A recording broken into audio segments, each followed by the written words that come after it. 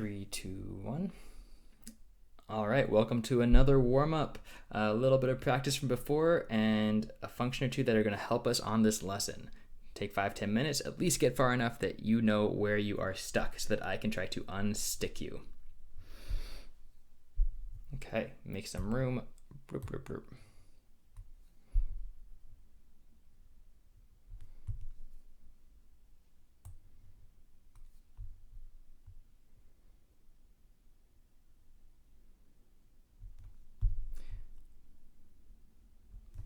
All right, gave myself a little bit of room here.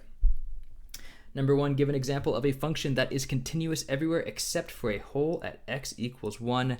There are, of course, infinitely many examples, but let's go ahead and make a quick one for you here. How about x squared minus 1 over x minus 1?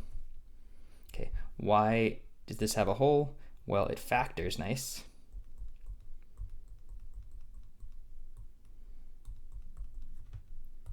So this is just a line, except for at x equals 1. So this is a great example.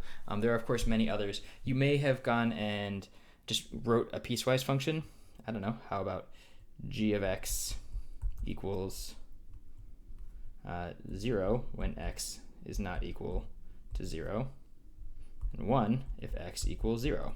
That would also have a whole really different way of approaching it. Both are fine.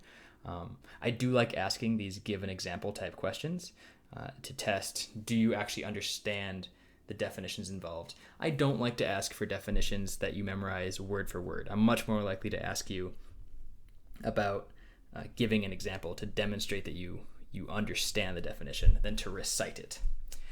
Okay, number 2, show that the absolute value of x is continuous at 0. This requires you to know something about the absolute value of x as well as how to show that something is continuous. So to show something is continuous, I need to show that the limit is equal to the function. Let's go ahead and say that the limit of absolute value of x as x goes to 0 from the right and from the left. Why am I going from the right and the left? Because it is a piecewise defined function. We've seen this before. So this is going to be the limit as x goes to 0 from the right of x, because if I'm positive, this absolute value does nothing. From the left,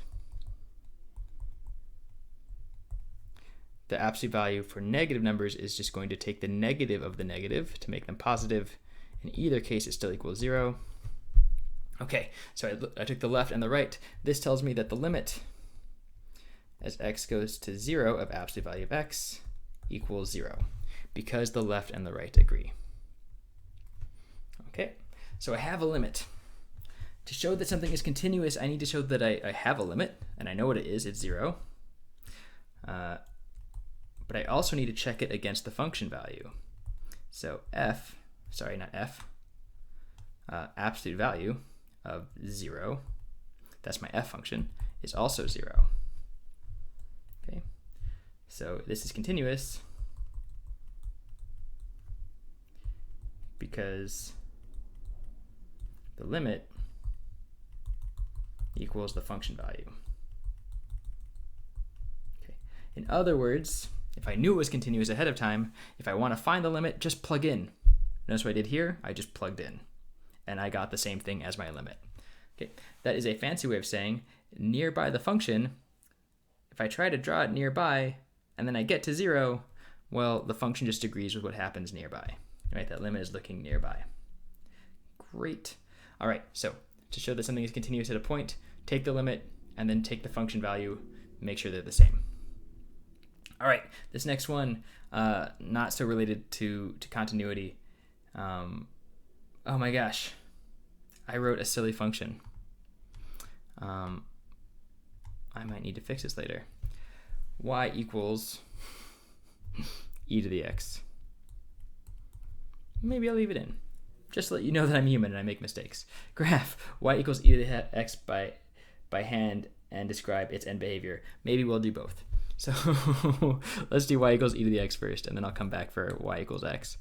Oops. Okay, so if I was going to graph this by hand, hopefully you know what that is. It looks like this. Whoosh.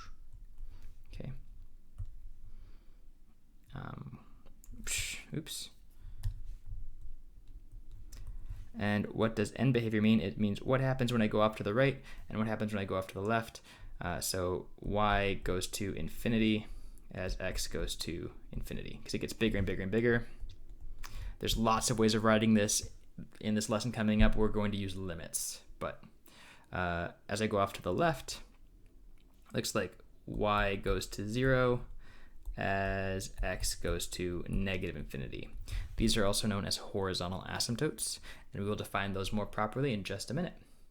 Cool. So, important that you know what e to the x looks like. This thing actually goes really steeply. Very, very steep. So you almost never seen this drawn to scale. It actually looks much more like a hard turn because of how quickly e to the x grows. All right, and then just for fun, we could do y equals x. This is a lot more boring, but we're all human here. Y equals x looks like this. And so here, the end behavior is that, as I go off to the right, as x goes to infinity, meaning way off to the right here, here's the infinity for the x direction. Looks like y is getting as big as you like. And also, by the way, as I go off to the left, so way off to the left this way, that's x going to negative infinity. Y is going as negative as you like. So this is also going to negative infinity. Cool. I like those arrows. They're handy. But we will do this all much more formally in the lesson to come. Great. I will see you there.